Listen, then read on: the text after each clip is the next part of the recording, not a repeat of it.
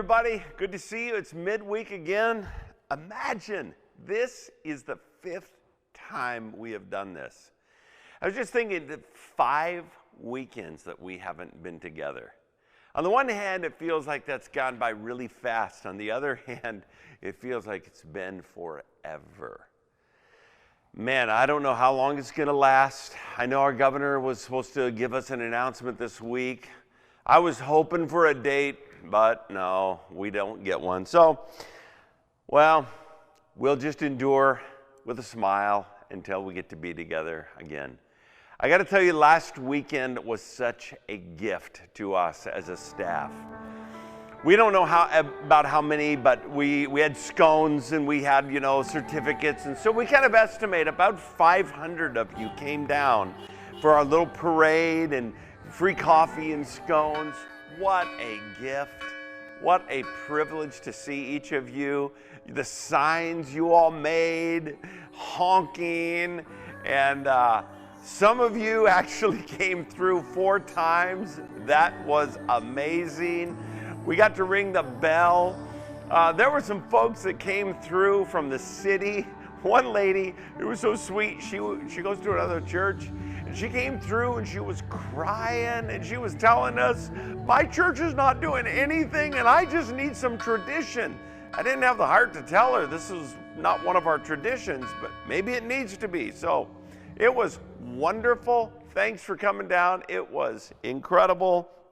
Man, it's kind of interesting that when you get something taken away, you just realize how important it is to you and how much you miss it and how much you appreciate it all the more.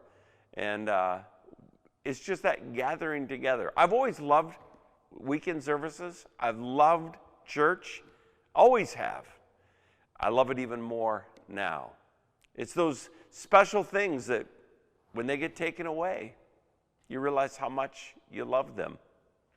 This last week, Carrie and I were in Safeway, and we had another experience just like that, where we kind of realized how much people miss certain things. And I think in some ways how we have to be aware that I understand social distancing, I can appreciate it, but we were walking along the aisle, and this lady, she dropped something.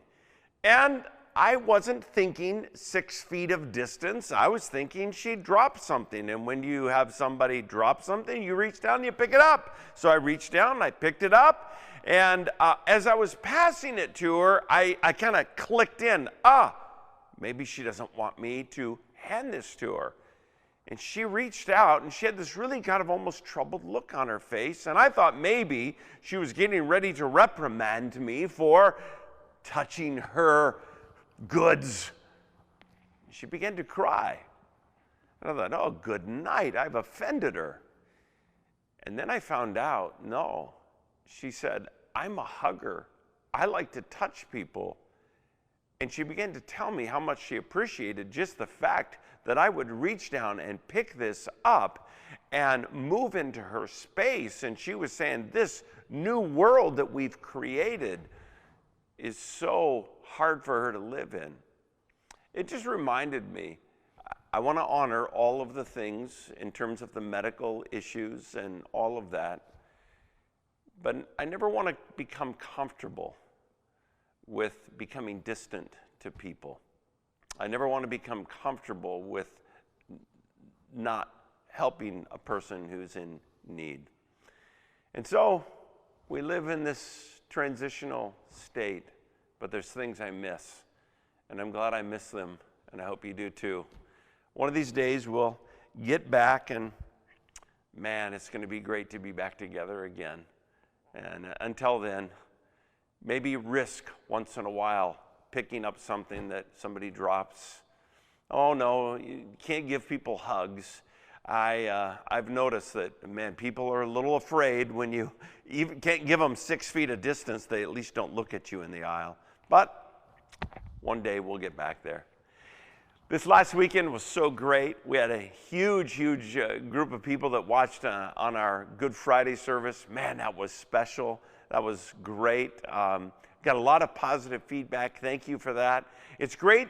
Our feedback is really, really important to us. It's hard to know, are we hitting the right spot? Are we helping people? So thank you for that. A lot of cards, a lot of emails, text. We really do appreciate it. It's not so much that we need to feel better about ourselves. To be honest with you, it's just helpful to know that we're meeting needs and that we're helping and that people are seeing God move in their lives. And that's really important to us. So thank you. I want to encourage you to look online for some opportunities to come down and pray. We're going to be coordinating, actually our prayer team is going to be coordinating some times, days of prayer, 21st and the 28th. It'll all be online. We're going to coordinate the days, not specific times, because we don't want to create a gathering. We'll give you an outline of things to pray for. You don't have to pray down here, but the idea is to come and gather and kind of walk around and do a prayer walk around the church. So again, not gathering a group of people. We don't want to do that. That would dishonor, again, we want to honor those who have instructed us to distance. But we do want to call people to pray for our church and pray for our city on the 21st and the 28th. And by the way, the National Day of Prayer is coming up. We're going to be planning something special for that day also. So look online for the prayer walking on the 21st and the 28th. So look for that online. The instructions will be there. Encourage you to pray. God's going to hear us and God's going to answer our prayers. As we look ahead, we've got some good things coming. I was kind of thinking, wow, what's the next series? I think we're done with Detour. We need to move on to normal life. I was actually thinking of a series on leprosy. Why leprosy? Well, that's what it feels like when you go to the grocery store. No one can touch you. So I was kind of thinking about going through all of the passages in the Bible on leprosy, but I thought, well, that's kind of a sick subject. So I don't want to do that. So I'm going to go back. We're going to go back, and I'm going to preach most of this series, but Pastor Jeff's going to take a couple of weeks to look forward to that in the coming weeks. And we're going to go back to 2 Chronicles. I'm really looking forward to this because as we go back and look, we begin to see kind of a theme. And it's really a neat theme that I began to look at as I was studying them again this week on the issues of the heart.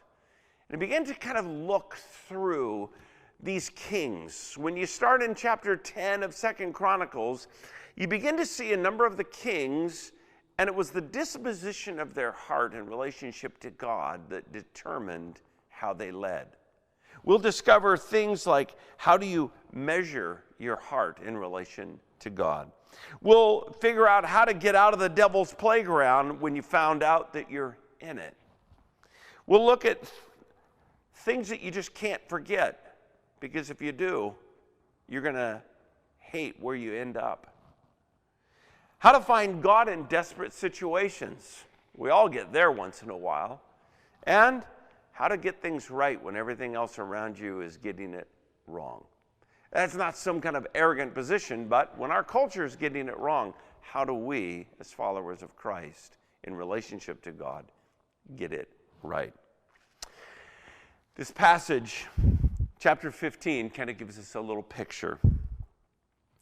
A lot of people ask, probably every week, Pastor, how does this fit into the second coming of Christ? Is the coronavirus in the scriptures? I even saw the other day, Dr. David Jeremiah was talking about, is corona in the scriptures? Is the COVID-19 in the scriptures? And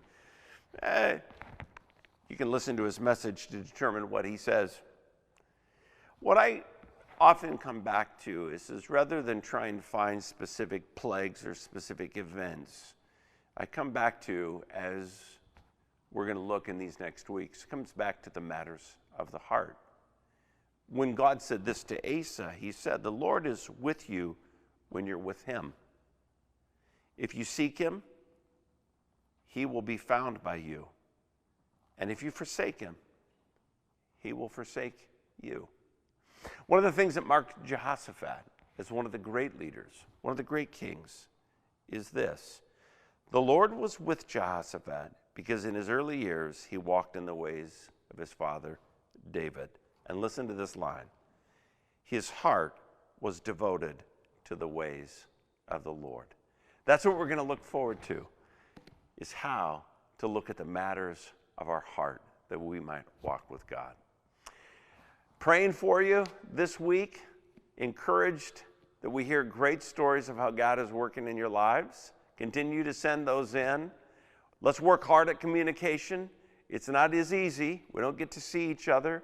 I miss all of my routine, coming on Sunday mornings and hanging out with my prayer team and seeing my group of guys over here on Sunday morning, and then making my way past the coffee shop and greeting the folks there. And then I get to go by and say hi to Margie, who's one of our greeters, and then Tracy, who's one of our greeters. I have this sequence that I walk through every Sunday morning, and that follows my sequence of every Saturday night. I miss that sequence.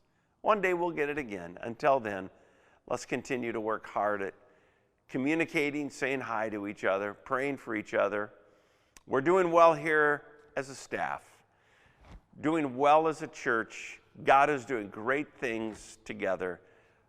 We're going to look at the matters of the heart, because that's where it comes down to. And we'll serve God together. Bless you. I love you. Have a great week.